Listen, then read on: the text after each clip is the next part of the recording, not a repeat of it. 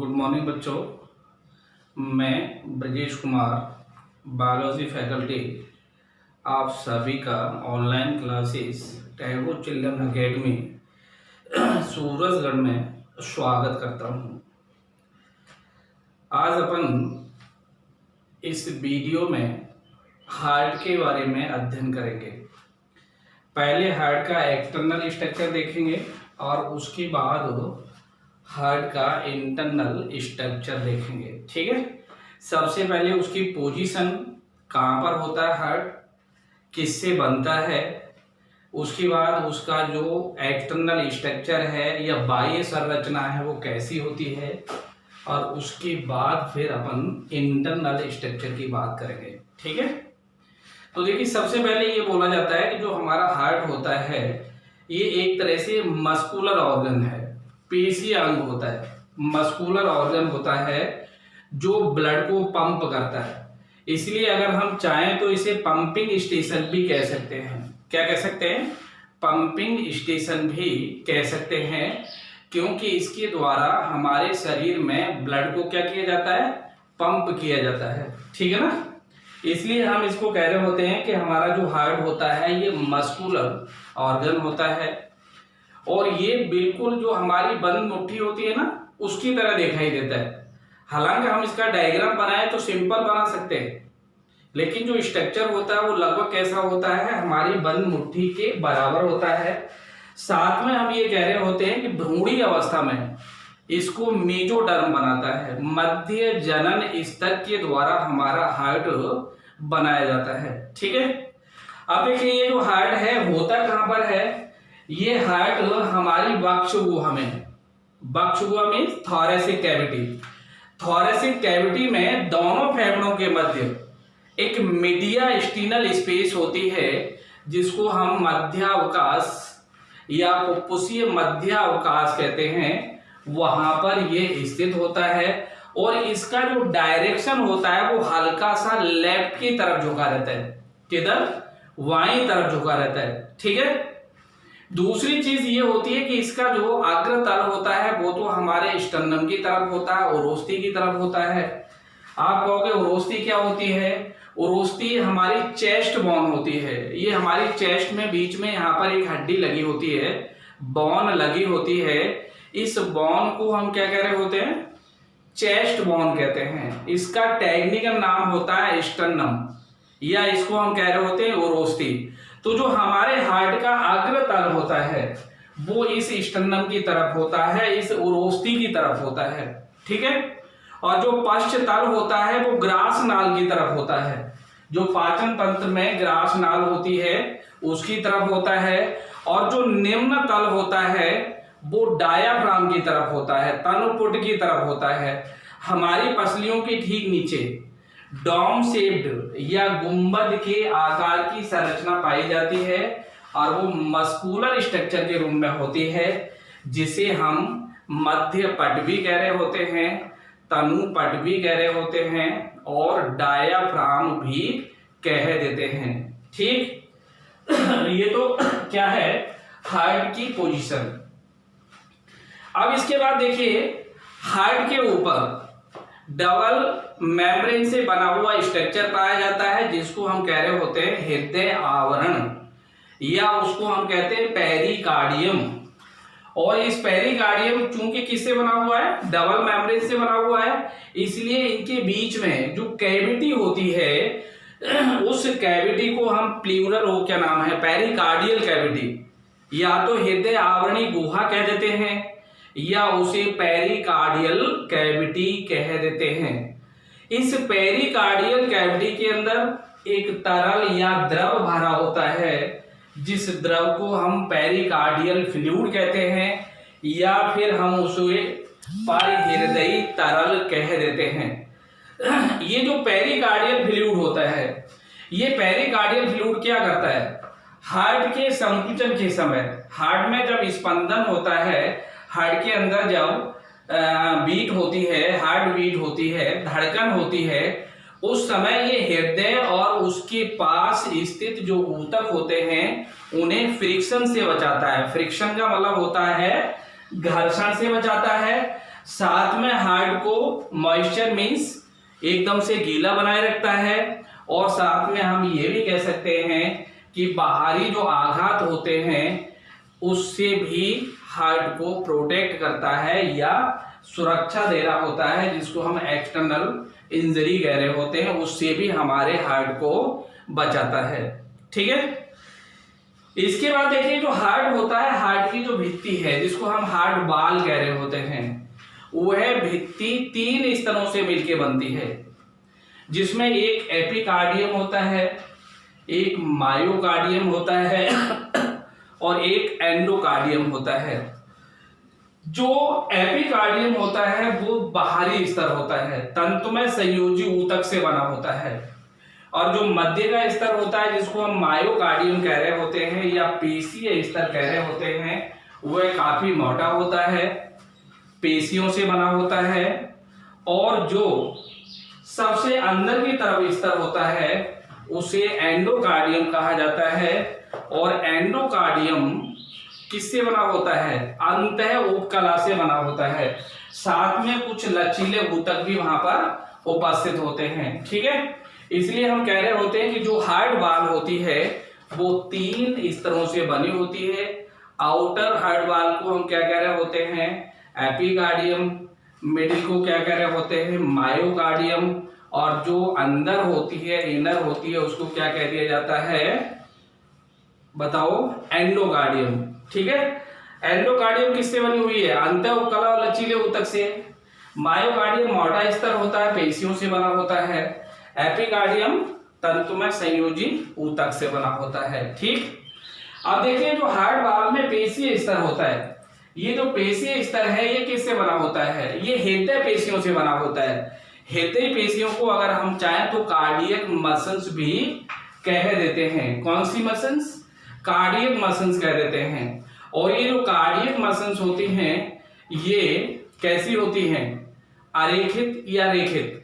रेखित होती हैं, लेकिन इनवॉलंटरी होती हैं। इन पर हमारी इच्छा शक्ति का कोई नियंत्रण नहीं होता है। इसलिए जब से हम जन्म लेते हैं और जब तक जीवित रहते हैं तब तक आपने देखा होगा जो हृदय की पेशियां हैं उनमें लगातार संकुचन होता रहता है और हार्ट में लगातार पल्सेशन या बीटिंग या धड़कन होती रहती है। कभी भी हार्ट रुकता नहीं है, कभी भी स्टे नहीं करता है। ठीक है, और अगर हार्ट स्टे कर लेगा तो हम जिंदा नहीं रह सकते, वी कैन नॉट सर्वाइव। ठीक, इसीलिए हम ये कह रहे होते हैं कि जो कार्डियक मसल्स हैं वो लगातार क्या करती रहती हैं? संकुचन करती रहती हैं और एक रिदम में करती हैं। उस रिदम के कारण लगातार हार्ट क्या करता रहता है? संकुचन करता रहता है। ठीक है, इसके बाद जो हार्ट की भित्ति होती है उसमें संयोजी ऊतक होता है, रुधिर केशिकाएं होती हैं। साथ में हम कह रहे होते हैं कि हार्ट वाल में या हार्ट में तंत्रिका तंतु या तंत्रिका कोशिकाएं नहीं होती, लेकिन जो ऑटोनॉमिक नर्वस सिस्टम होता है जिसको हम स्वायत्त शासी तंत्रिका तंत्र कह रहे होते हैं। क्या कह रहे होते हैं? स्वायत्त शासी तंत्रिका तंत्र। उससे कुछ तंत्रिकाएं निकलकर हार्ट की वाल में चली जाती हैं। ठीक है, ये जो मैं अभी बताया था ये पूरा का पूरा क्या है? हार्ट का स्ट्रक्चर। कौन सा? एक्सटर्नल। इसको हम कह रहे होते हैं external structure of human heart, अर्थात मानव हृदय की बाह्य संरचना। क्या बता रहा हूं मैंने? कि जो हमारा हार्ट होता है ये पेशीय अंग होता है, मानव की मुट्ठी के समान होता है। किसका काम करता है? ब्लड पंपिंग का काम कर रहा होता है, इसलिए इसको पंपिंग स्टेशन भी कह देते हैं। और दूसरी चीज, भ्रूणीय अवस्था में किससे बनता है? मेसोडर्म से बनता है। कहाँ पर स्थित होता है? दोनों फेफड़ों के मध्य मीडियास्टिनल स्पेस होती है, उसमें पाया जाता है।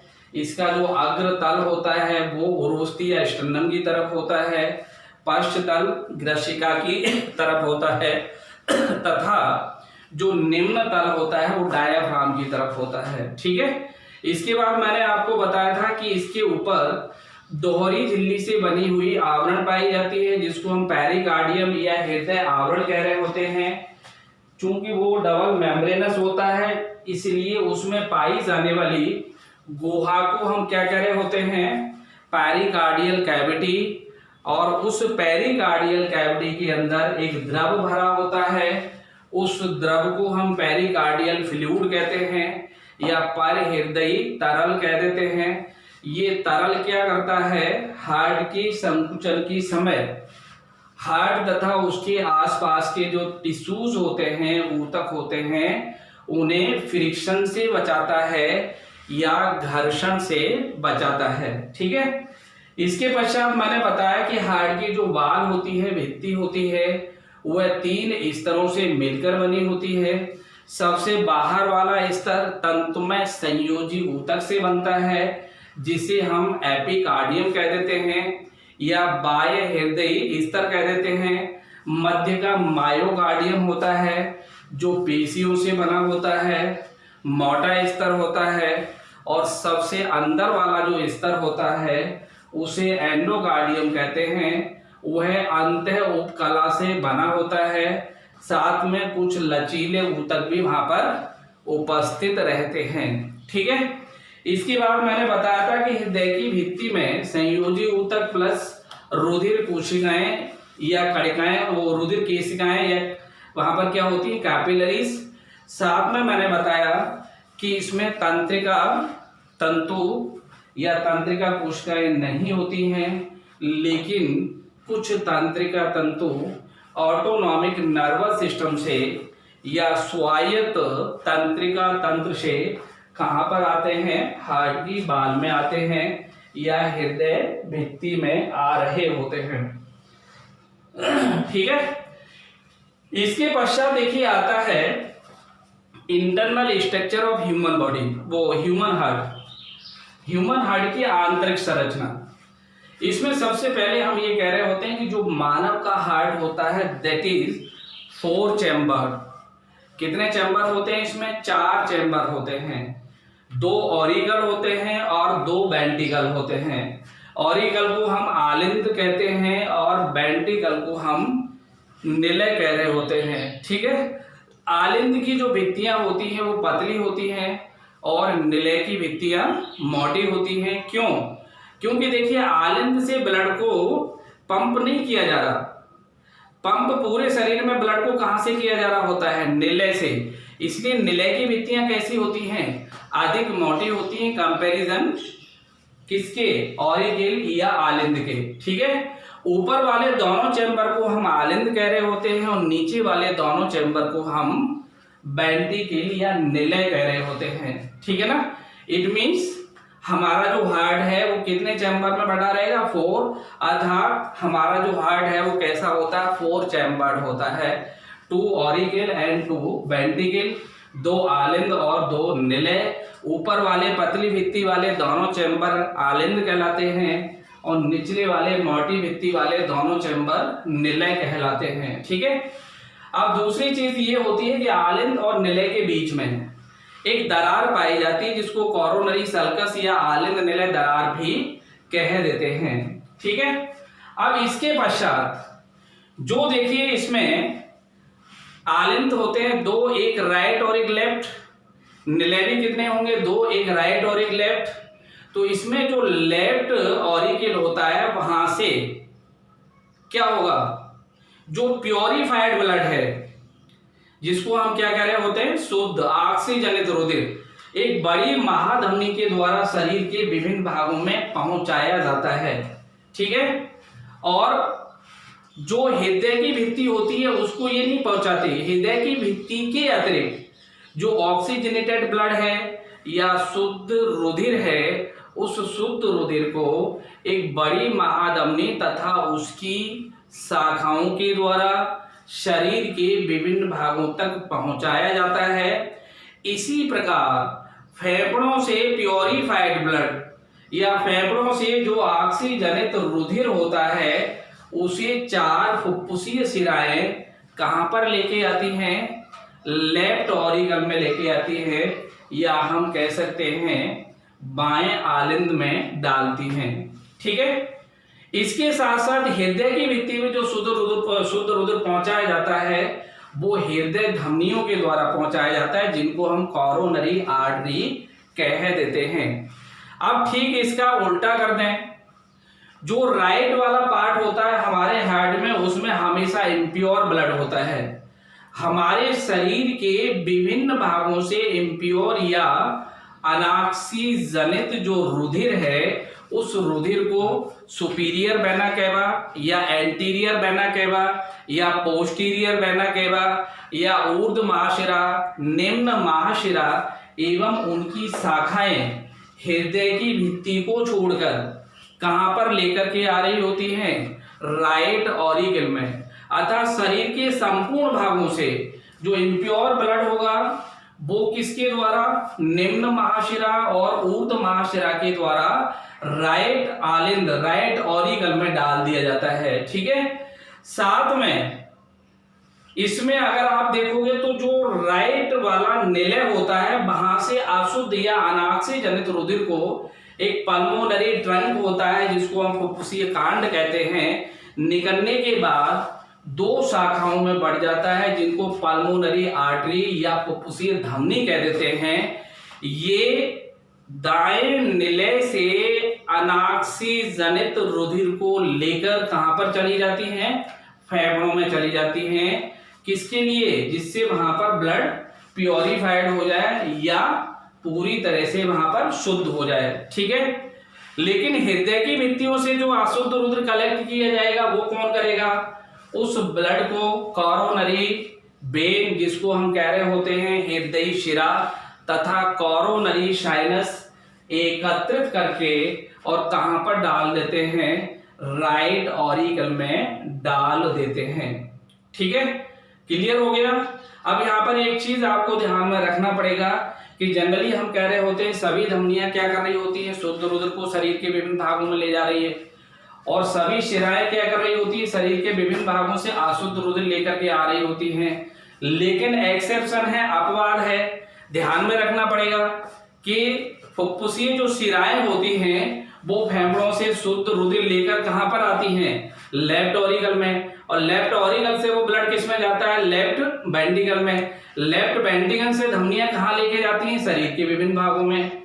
वैसे ही देखिए, एक जो फुफ्फुसीय धमनी है उसमें होना धमनियों में कैसा चाहिए था? Blood pure. लेकिन ये कैसे ब्लड को लेके जा रही होती है? इम्प्योर ब्लड को कहां पर लेके जा रही होती है? फेफड़ों में, लंग्स में। किसके लिए? प्योरिफिकेशन के लिए। इसलिए हम इसको एक्सेप्शन मानते हैं। अर्थात अगर आपसे पूछा जाए कौन सी धमनी में अशुद्ध रुधिर बहता है, तो बताओगे पल्मोनरी आर्टरी, और कौन सी शिराएं हैं जिनमें शुद्ध रुधिर बहता है, तो आप बताओगे फुफ्फुसीय शिराएं। पल्मोनरी वेन कैसा ब्लड लेके जा रही है? प्योरीफाइड। और जो पल्मोनरी आर्टरी है वो कैसा ब्लड लेके जा रही होती है? इम्प्योर या डीऑक्सीजनेटेड, जिसको हम अशुद्ध रुधिर कह देते हैं। ठीक है।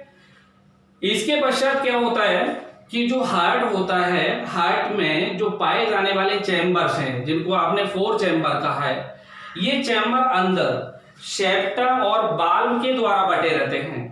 किसके द्वारा बटे रहते हैं? सेप्टा और बाल्व के द्वारा। सेप्टा का मतलब होता है पट्टी या दीवार, और बाल्व का मतलब होता है कपाट। अर्थात जो दोनों आलिंद हैं, इनके बीच में पाई जाने वाली जो दीवार या सेप्टा होता है, उसको इंटर ऑरिक्यूलर सेप्टा कह रहे होते हैं, अंतर आलिंद पट्ट कह रहे होते हैं। और इस पट्ट के ऊपर एक खांच पाई जाती है, जिसको हम फॉसा ओवेलिस कह देते हैं। ये जो खांच होती है, ये एक इंप्रेशन मार्क है।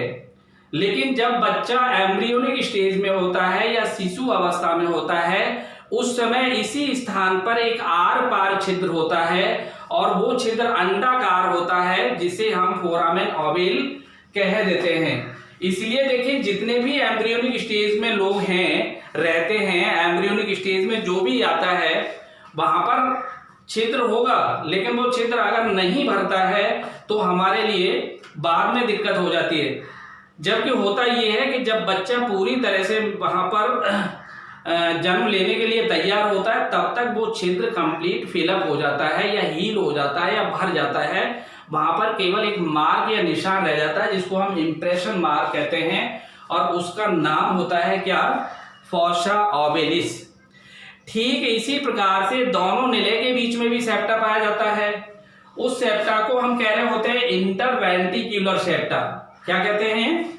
इंटरवेंट्रिक्युलर सेप्टा, या उसका नाम होता है अंतर निलय पट। ये ऑब्लिक होता है, तिरछा होता है, इसलिए जो लेफ्ट वेंट्रिकल है वो बड़े आकार की होती है, राइट वाली छोटे आकार की होती है, क्योंकि संपूर्ण शरीर में लेफ्ट वेंट्रिकल से ही ब्लड की सप्लाई है और केवल राइट वेंट्रिकल से तो लंग्स तक ही ब्लड को भेजना है। इसीलिए राइट के कंपैरिजन में जो लेफ्ट वेंट्रिकल होता है उसकी कैविटी बड़े आकार की होती है। कारण ये होता है कि इंटरवेंट्रिक्युलर जो सेप्टा है वो ऑब्लिक होता है, तिरछा होता है। इसी तरह से दोनों आलंद निलय के बीच में भी सेप्टा होता है, जिसको ऑरिको वेंट्रिकुलर कह देते हैं या एटियो वेंट्रिकुलर सेप्टा कह देते हैं। ठीक है। इसके पश्चात ये माना जाता है कि जो आलिंद होते हैं और निलय होते हैं ये छिद्रों के द्वारा एक दूसरे से जुड़े रहते हैं, जिनको आलिंद निलय छिद्र कह देते हैं। आलिंद निलय छिद्र के ऊपर कपाट पाए जाते हैं, जिन्हें आलिंद निलय कपाट कहा जाता है। दाएं आलिंद और दाएं निलय के बीच पाए जाने वाले कपाट को ट्राइकस्मिड वाल्व कह रहे होते हैं। बाएं आलिंद और बाएं निलय के मध्य पाए जाने वाले कपाट को बाइकस्मिड वाल्व, द्विबलनी कपाट या मीटर कपाट भी कह देते हैं। ये जो कपाट होते हैं ये तंतुमय रज्जु या टेंडनी रज्जु के द्वारा निलय में पाई जाने वाली जो पैपिलरी पेशियां होती हैं उनके साथ जुड़ जाते हैं और नीचे की तरफ खिंचाव रखते हैं, जिससे कपाट का डायरेक्शन नीचे की तरफ रहता है। कपाट आलिंद की तरफ उलट नहीं पाते। इस कारण से जो ब्लड का डायरेक्शन है वो आलिंद से किधर बना रहता है? निलय की तरफ बना रहता है। निलय से ब्लड आलिंद में वापस नहीं जाता। अगर वो उलटना शुरू हो जाए तो ये कहा जाता है कि वाल्वुलर जो डिजीज है वो हो जाती हैं, अर्थात हार्ट से संबंधित बीमारियां वहां पर मानी जाने लगती हैं। ठीक। इसके पश्चात नेक्स्ट चीज ये होती है कि जो फुफ्फुसीय कांड होता है और महाधमनी होती है, इसके आरंभिक भाग में तीन अर्ध चंद्राकार कपाट पाए जाते हैं और ये कपाट क्या करते हैं? ब्लड को धमनी में तो जाने देते हैं, लेकिन धमनियों से ये ब्लड को वापस निलय में नहीं आने देते। इसी प्रकार से जो महाशिराएं होती हैं, चाहे वो निम्न महाशिरा हो चाहे वो ऊर्ध्व महाशिरा हो, इन महाशिराओं के या फिर कुछ और जो कोरोनरी साइनस या फिर आप कह दीजिए कोरोनरी वेन, इनके ऊपर जो पाए जाने वाले बलन होते हैं वो पेशीय बलन होते हैं।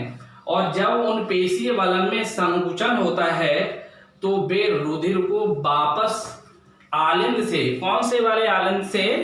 दाएं आलिंद से या राइट ऑरिकल से शिराओं में नहीं जाने देते हैं।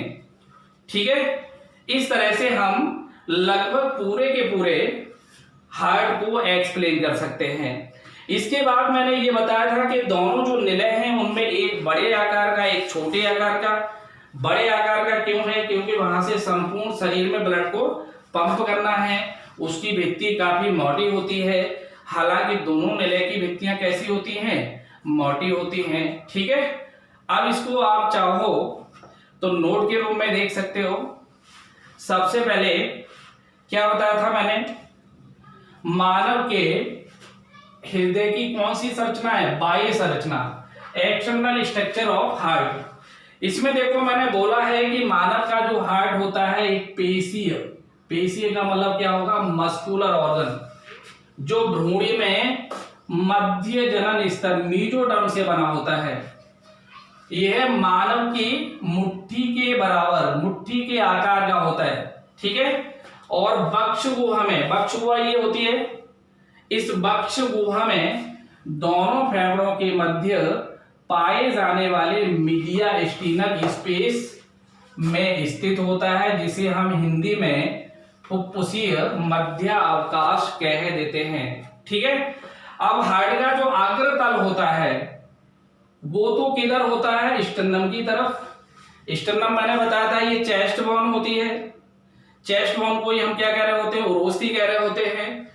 और जो पश्च तल होता है ये किधर होता है, ग्रासनाल की तरफ होता है। ग्रासनाल किसका पार्ट है, पाचन तंत्र का पार्ट होता है, ठीक है। अब इसके पश्चात देखिए जो निम्न तल होता है इसका, ये निम्न तल किधर होगा, तनपुट की तरफ होगा। तनपुट का मतलब क्या होता है, जो हमारा डायाफ्राम होता है। इसके पश्चात मैंने ये कहा था कि हार्ट का जो हल्का सा डायरेक्शन है वो लेफ्ट की तरफ झुका रहता है, इसीलिए इसका आकार कैसा दिखाई दे रहा होता है, बंद मुट्ठी की तरह दिखाई दे रहा होता है, ठीक है ना। इसके पश्चात मैंने बताया था कि जो हार्ट है इसके ऊपर एक डबल मेम्ब्रेन का आवरण बन जाता है, जिसे हम पेरिकार्डियम या हृदय आवरण कह देते हैं। इसके अंदर पाई जाने वाली गुहा का नाम होता है हृदय आवरणीय गुहा या पेरिकार्डियल कैविटी। और इस पेरिकार्डियल कैविटी के अंदर एक फ्लूइड या तरल भरा होता है, जिसे हम पेरिकार्डियल फ्लूइड कह देते हैं। यह जो पेरिकार्डियल फ्लूइड है ये क्या करता है, हार्ट के संकुचन के समय हार्ट और उसके आसपास जो टिश्यूज होते हैं उन्हें किससे बचाता है, फ्रिक्शन से बचाता है, घर्षण से बचाता है। वहां पर किसी तरह का फ्रिक्शन नहीं होने देता। साथ में हम ये कह सकते हैं कि ये एक तरह से हार्ट को लुब्रिकेट भी कर रहा है, हार्ट को एक्सटर्नल इंजरी से बचा भी रहा होता है, और हार्ट को क्या करता है, फ्रिक्शन से भी बचाता है, और साथ में उसको मॉइस्ट या नम बनाए रखने का काम करता है, ठीक है। इसके पश्चात देखिए हार्ट की जो भित्ति होती है कितने स्तरों से बनी होती है, 3 स्तरों से। बाहरी जो स्तर होता है ये तंतुमय स्तर होता है, जिसको हम फाइबर्स लेयर कह रहे होते हैं, that is called as epicardium, या इसको कहते हैं आधि हृदय स्तर। और जो मध्य का मोटा पेशी स्तर होता है इसको कहा जाता है मायोकार्डियम। किससे बना होता है, पेशियों से। और आंतरिक स्तर होता है या जो सबसे अंदर होता है उसको हम कह रहे होते हैं अंतःहृदयी पेशी, वो क्या नाम है, पेशी स्तर। ये जो एंडोकार्डियम है, एंडोकार्डियम किससे बना होता है, अंतः उपकला और लचीले ऊतकों से बना होता है। इसलिए जब भी पूछा जाता है कि हार्ट की भित्ति में पाए जाने वाले स्तरों के नाम बताइए, तो आप आसानी से बता सकते हो एपिकार्डियम, मायोकार्डियम और एंडोकार्डियम, ठीक है। अब इसके बाद में देखिए इसका जो पेशी स्तर होता है हार्ट का, ये किससे बना होता है, कार्डियक मसल से। Cardiac muscle is called as हृदय पेशियां। कैसे बताई थी मैंने, रेखित होती हैं लेकिन अनैच्छिक होती हैं, लगातार रिदम में काम करती रहती हैं। जन्म से लेकर जब तक व्यक्ति जिंदा रहता है तब तक ये लगातार फंक्शन करती हैं, और इन पर किसी भी तरह का कोई ऐच्छिक नियंत्रण नहीं होता है। इसलिए ये कहा जाता है कि हार्ट जब से हम जन्म लेते हैं और जब तक जिंदा रहते हैं लगातार काम करता रहता है, कंटिन्यूअसली, ठीक है। अगर ये जरा सा भी काम गड़बड़ कर दे तो दिक्कत आना शुरू हो जाती है, ठीक है ना। अब देखिए इसके बाद हार्ट की जो भित्ति होती है इसमें एक तो कनेक्टिव टिश्यूज और साथ में ब्लड कैपिलरीज होती है। भित्ति में तंत्रिका कोशिकाएं नहीं पाई जाती, तथा कुछ तंत्रिका तंतु कहां से आते हैं, ऑटोनॉमिक नर्वस सिस्टम से, जिसको हम स्वायत्त शासी तंत्र भी कह देते हैं। आपने पढ़ा होगा नर्वस सिस्टम कितने टाइप के होते हैं बॉडी में, 3 टाइप के। एक क्या होता है सेंट्रल नर्वस सिस्टम, एक क्या होता है पीएनएस पेरिफेरल नर्वस सिस्टम, और एक क्या होता है जिसको हम कह रहे होते हैं ऑटोनॉमिक नर्वस सिस्टम, जो 2 पार्ट्स से मिलकर के बनता है। एक होता है सिंपैथेटिक और एक होता है पैरासिम्पैथेटिक। एक अनुकंपी और दूसरा परानुकंपी, जो एक दूसरे के एंटीगोनिस्टिक होते हैं, एक दूसरे के विपरीत होते हैं। इसलिए हमारे शरीर में एक बैलेंस बना रहता है, संतुलन की स्थिति बनी रहती है, ठीक है ना। क्लियर हो गया। अब देखिए इसके पश्चात internal structure of human heart. मैंने आपको बताया था जो ह्यूमन हार्ट है इसमें 4 चैम्बर होते हैं। कितने पोस्ट होते हैं, 4, जिसमें से 2 ऑरिकल होते हैं और 2 वेंट्रिकल होते हैं। पतली भित्ति वाले ऊपरी जो चैम्बर है उनको ऑरिकल्स कहा जाता है, तथा मोटी भित्ति वाले निचले जो चैम्बर्स होते हैं उनको वेंट्रिकल्स कहा जाता है। ठीक है, इसका मतलब 2 आलिंद और 2 निलय। इसके पश्चात आलिंद और जो निलय होते हैं इनके मध्य एक दरार होती है, जिस दरार को हम क्या कह सकते हैं, आलिंद निलय दरार या कोरोनरी सल्कस भी इसको कहा जाता है।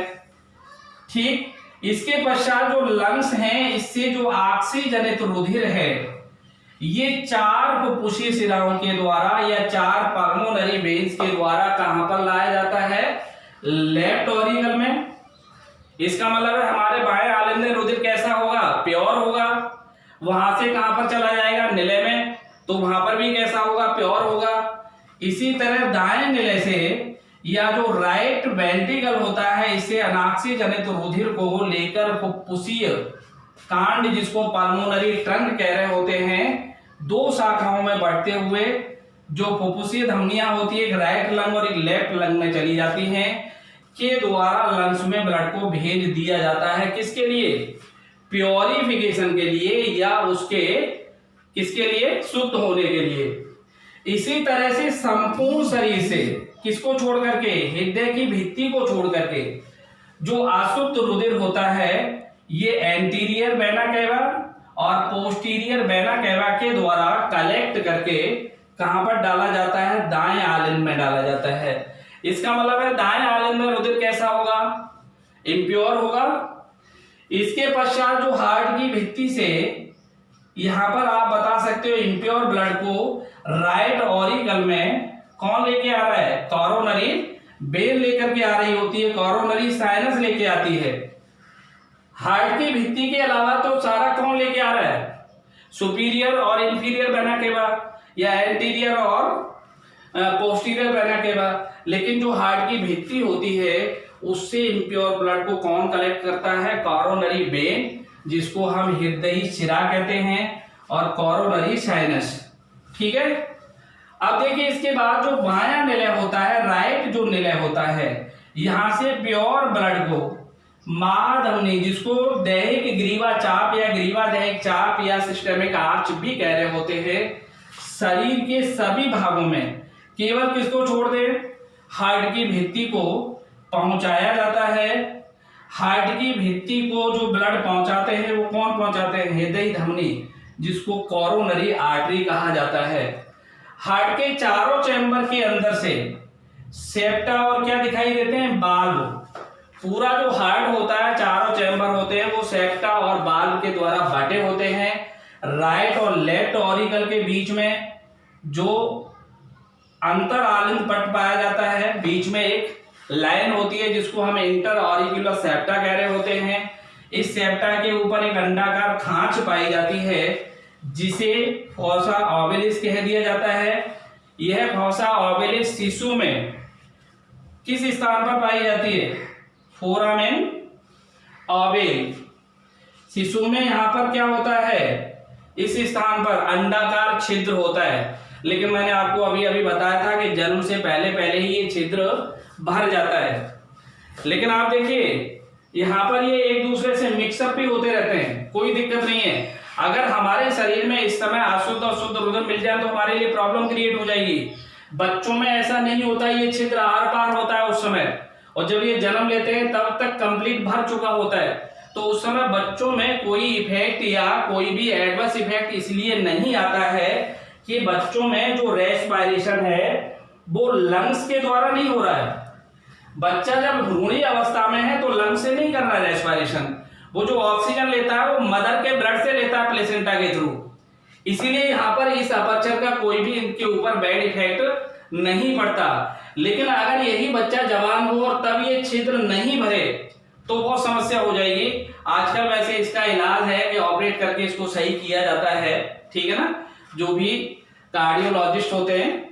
इसके बाद में देखिए शिशु में इसी स्थान पर मैंने बता दिया ये छिद्र होगा।